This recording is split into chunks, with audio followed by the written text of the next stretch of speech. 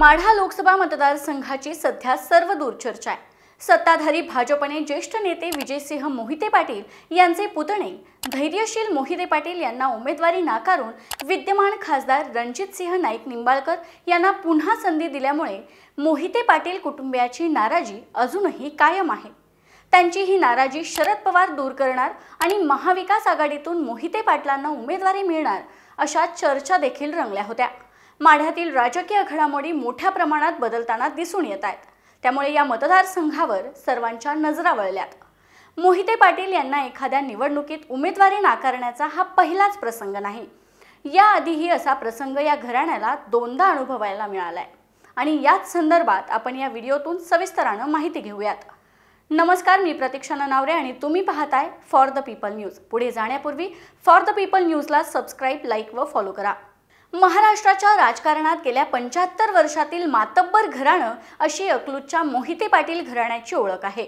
सध्याचं राजकारण पाहिलं तर माढा लोकसभा मतदारसंघातून उमेदवारी न मिळाल्याने धैर्यशील मोहिते पाटील यांची नाराजी दिसून येते। मोहिते पाटील घराण्यात ही काही पहिलीच वेळ नाही। सहकार महर्षी शंकरराव मोहिते पाटील यांनाही या प्रसंगातून जावे लागले होते। 1972 सालच्या गाजलेल्या अकलूजच्या लक्षभोजन प्रकरणामुळे सहकार महर्षी शंकरराव मोहिते पाटील यांचं त्यावेळी विधानसभेचं तिकीट कापण्यात आलं होतं। आज 52 वर्षांनंतरही हे लक्षभोजन महाराष्ट्राच्या स्मरणात आहे। शंकरराव मोहिते पाटील हे 1952 ते 1972 पर्यंत माळशिरसचे आमदार होते।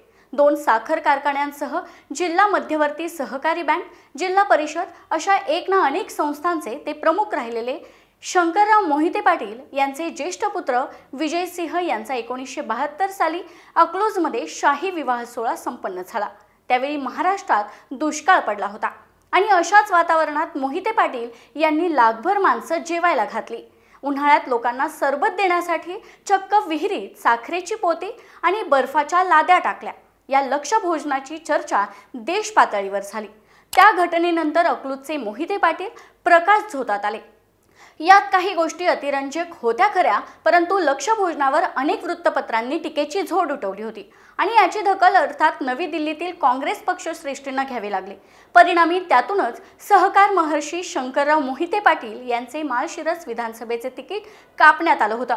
त्यांच्याऐवजी त्यांचे सहकारी चांगोजीराव देशमुख यांना उमेदवारी दिली असता शंकरराव मोहिते पाटील यांनी नाराज न होता उलट देशमुख यांना चक्क बिनविरोध निवडून आणलं होतं।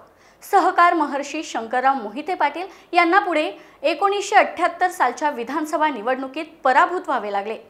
त्यांच्या पश्चात त्यांचे पुत्र विजयसिंह मोहिते पाटील यांनी घराण्याचा वारसा पुढे नेताना पश्चिम महाराष्ट्राच्या राजकारणात दबदबा निर्माण केला। त्यांनीही 60च्या दशकात अकलूज ग्रामपंचायतीचे सदस्य आणि सरपंच पद भूषवलं।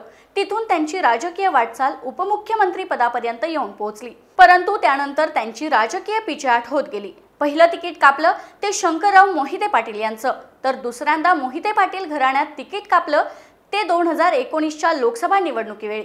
त्यावेळी विजयसिंह मोहिते पाटील माढा लोकसभा मतदारसंघाचे विद्यमान खासदार होते आणि 2019च्या लोकसभेसाठी त्यांनी माढ्यातून त्यांचे पुत्र रणजितसिंह मोहिते पाटील यांना तिकीट मिळावं म्हणून आग्रह धरला, परंतु राष्ट्रवादी काँग्रेसने त्यांच्याऐवजी संजय शिंदे यांना उमेदवारी दिली आणि त्यानंतर नाराज झालेल्या मोहिते पाटलांनी राष्ट्रवादीचे नेते शरद पवार यांची साथ सोडून थेट भाजपमध्ये प्रवेश करणं पसंत केलं। कोणत्याही अटी शर्तीशिवाय मोहिते पाटील भाजपत आले होते। त्यांनी भाजपचे उमेदवार रणजितसिंह नाईक निंबाळकर यांना निवडून आणण्यात महत्त्वाची भूमिका बजावली। मात्र यंदा माढा लोकसभा निवडणुकीसाठी विजयसिंह मोहिते पाटील यांचे पुतणे धैर्यशील इच्छुक होते। बऱ्याच अगोदरपासून ते निवडणुकीची तयारी करत होते। त्यांना तिकीट मिळेल ही खात्री देखील मोहिते पाटील यांना होती। ऐनवेळी भाजपने धैर्यशील मोहिते पाटील यांना तिकीट नाकारल्याने कार्यकर्त्यांमध्येही प्रचंड नाराजी उमटली। भाजपने यावेळी विद्यमान खासदार रणजितसिंह नाईक निंबाळकर यांनाच उमेदवारी दिली आहे। उमेदवारी अर्ज भरण्यास अजून वेळ असल्यानं आणि माढा लोकसभा मतदारसंघातील नाराजीची स्थिती पाहता इथं भाजप काय निर्णय घेणार हे पाहणं देखील तितकंच महत्त्वाचं असणार आहे। शिवाय तिकीट नाकारल्यानंतर बंडखोरी न करण्याच्या मोहिते पाटील घराण्याच्या परंपरेला यंदा छेद दिला जाणार का हे देखील महत्त्वाचं ठरणार आहे। याविषयी तुम्हाला काय वाटतं ते व्हिडिओच्या खालील कमेंट बॉक्समध्ये लिहून सांगा। व्हिडिओ आवडल्यास लाईक करा। आमचे नवनवीन व्हिडिओज पाहण्यासाठी फॉर द पीपल न्यूज चॅनलला यूट्यूब व फेसबुकवर सबस्क्राइब व फॉलो जरूर करा। धन्यवाद।